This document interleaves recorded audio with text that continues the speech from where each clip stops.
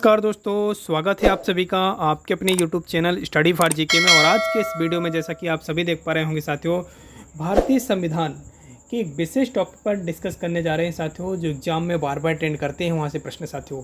देखिएगा, बात कर रहे हैं साथियों संविधान सभा। जी हाँ, संविधान सभा से बनने वाले हमने उन सभी प्रश्नों को इस वीडियो में रखा है साथियों, जो एग्जाम में बार बार रिपीट होते हैं साथियों।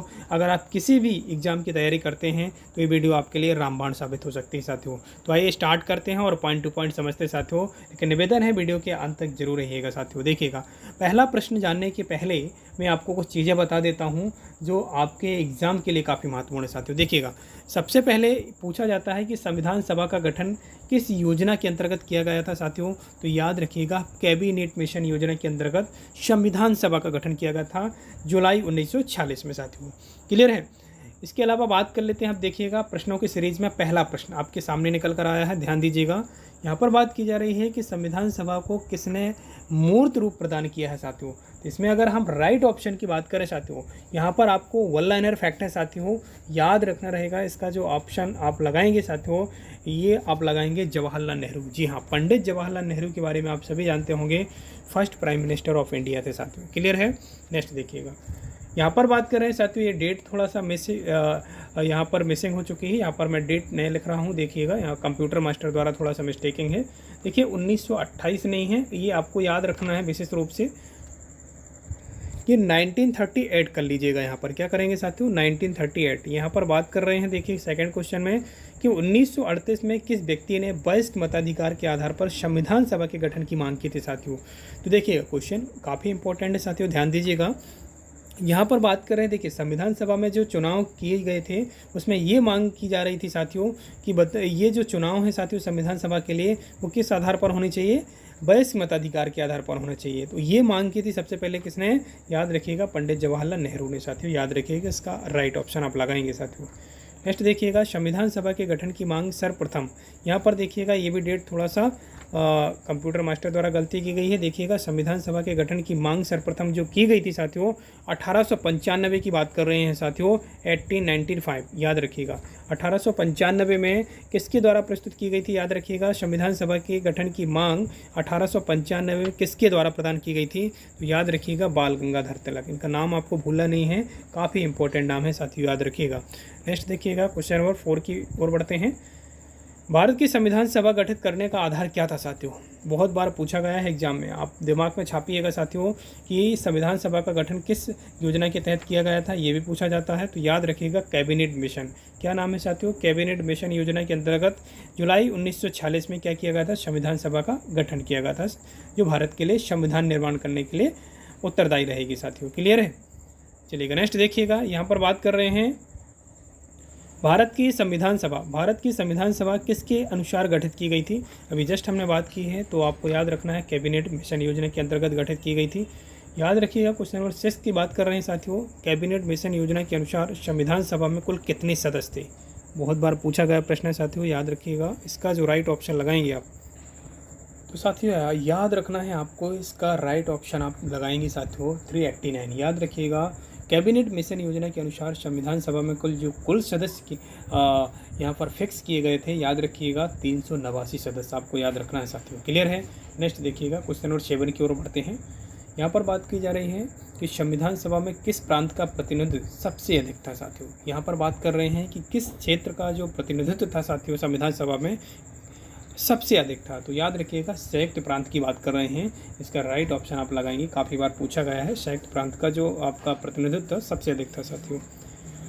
नेक्स्ट देखिएगा, क्वेश्चन नंबर 8 की ओर बढ़ते हैं साथियों। क्वेश्चन नंबर 8 देखिएगा, पूछा जा रहा है आपसे कि बताइए संविधान सभा में किस देशी रियासत की प्रतिनिधि ने भाग नहीं लिया था साथियों। तो याद रखिएगा, ये हैदराबाद के जो आपके निज़ाम थे साथियों, या हैदराबाद जो रियासत थी साथियों, ये हैदराबाद रियासत ने संविधान सभा में पार्टिसिपेट नहीं किया था, भाग नहीं लिया था, आपको याद रखना साथियों। क्लियर है। चलिए नेक्स्ट देखिएगा, क्वेश्चन नंबर 9 की ओर बढ़ते हैं। BR अम्बेडकर यानी डॉक्टर भीमराव अम्बेडकर का संविधान सभा में निर्वाचन किस क्षेत्र में हुआ था, ये भी पूछा गया प्रश्न साथियों, याद रखिएगा। ये पहली बार निर्वाचन की अगर हम बात करें तो पश्चिम बंगाल से हुआ था। फिर दूसरी बार जो निर्वाचन हुआ था, क्योंकि विभाजन के बाद पश्चिम बंगाल जो इनकी सीट थी पाकिस्तान चली गई थी, इसके बाद जो दोबारा निर्वाचन का किया गया था वो याद रखिएगा वो मुंबई प्रांत से हुआ था साथियों। क्लियर है। नेक्स्ट देखिएगा साथियों, यहाँ पर बात कर रहे हैं कि संविधान सभा की पहली बैठक कब हुई थी। बहुत बार पूछा गया प्रश्न साथियों। तो जो पहली बैठक हुई थी याद रखिएगा 9 दिसंबर 1946 को आयोजित की गई थी साथियों। क्लियर है। नेक्स्ट देखिएगा साथियों, या क्वेश्चन नंबर 11 की ओर बढ़ते हैं। नेहरू जी ने संविधान सभा में उद्देश्य प्रस्ताव का पारित किया था साथियों। तो उद्देश्य प्रस्ताव की अगर हम बात करें तो याद रखिए यह जो उद्देश्य प्रस्ताव था ये 13 दिसंबर 1940 को किया गया था साथियों। क्लियर है।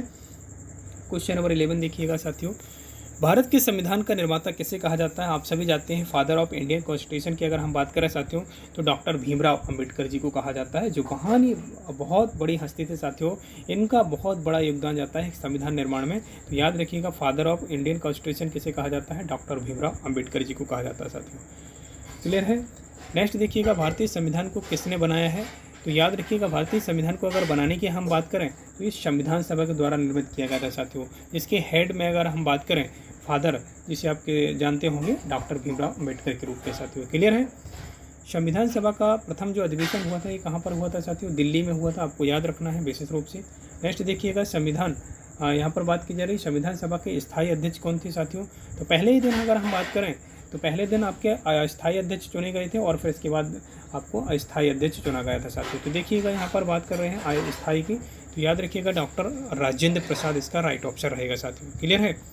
नेक्स्ट देखिएगा, यहाँ पर बात कर रहे हैं क्वेश्चन नंबर 16 की साथियों। अगर अभी तक आप चैनल में नए हैं तो चैनल को सब्सक्राइब जरूर कीजिएगा। संविधान सभा के अस्थायी अध्यक्ष कौन थे साथियों, याद रखिएगा।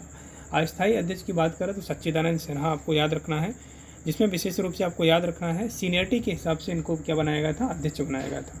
संविधान सभा की प्रारूप समिति के अध्यक्ष कौन थे, बहुत बार पूछा गया साथियों। प्रारूप समिति में अगर सदस्यों की संख्या की बात करें तो टोटल कितने थे आपके 7 सदस्य, जिसमें आपको डॉक्टर भीमराव अंबेडकर का नाम आपको याद रखना है, जो इसके क्या थे, एक हेड थे या प्रमुख थे साथियों ड्राफ्टिंग कमेटी के साथियों। देखिएगा नेक्स्ट साथियों, भारतीय संविधान सभा के संवैधानिक सलाहकार कौन थे।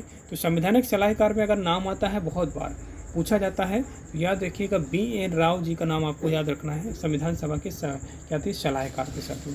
भारतीय संविधान बनने में कुल कितना समय लगा है, तो याद रखिएगा भारतीय संविधान जो बनने में समय लगा है 2 वर्ष 11 माह 18 दिन का समय लगा है साथियों। नेक्स्ट देखिएगा, मूल संविधान में कुल कितनी अनुसूचियाँ थी। तो अगर साथियों याद रखिएगा मूल संविधान में अनुसूचियों की बात कर रहे हैं तो मूल संविधान में जो अनुसूचियाँ थी 8 अनुसूचियाँ थी। हालांकि अब वर्तमान में कितनी अनुसूचियाँ हो चुकी हैं, 12 हो चुकी है साथियों। नेक्स्ट देखिएगा, लखनऊ अधिवेशन कब हुआ था। तो विशेष रूप से आपको याद रखना है 1916 में आपको लखनऊ अधिवेशन हुआ था, आपको विशेष रूप से याद रखना है।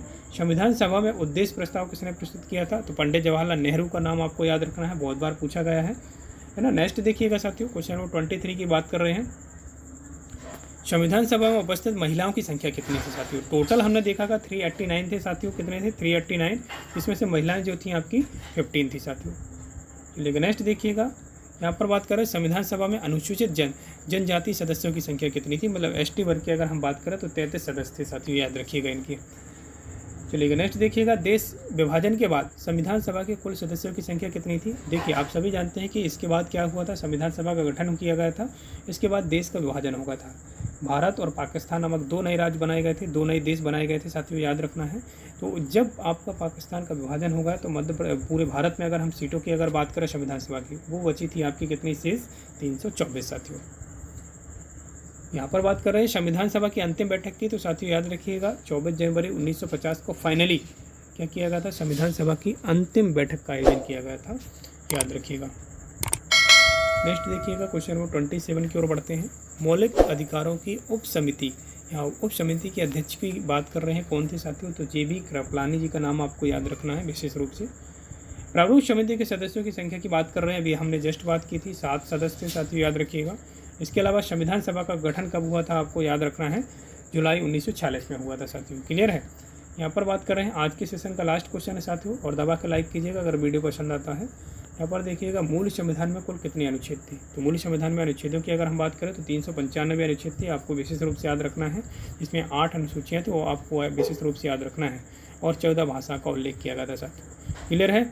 चलेगा, आज के बस वीडियो में बस इतना ही साथियों। वीडियो पसंद आता है तो वीडियो को लाइक एंड वीडियो चैनल को सब्सक्राइब जरूर कीजिएगा। धन्यवाद।